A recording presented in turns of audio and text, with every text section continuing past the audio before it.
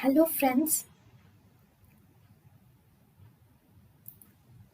welcome to Creative Medicine.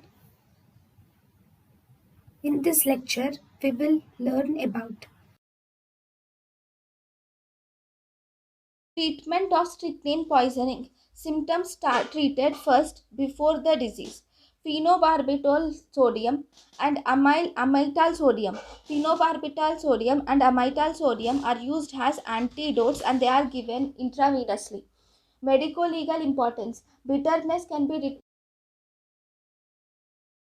detected in 1 in 70,000 patients, and this strychnine is given with alcohol. If strychnine is given with alcohol, it is homicidal. Strychnine can be used as suicidal also.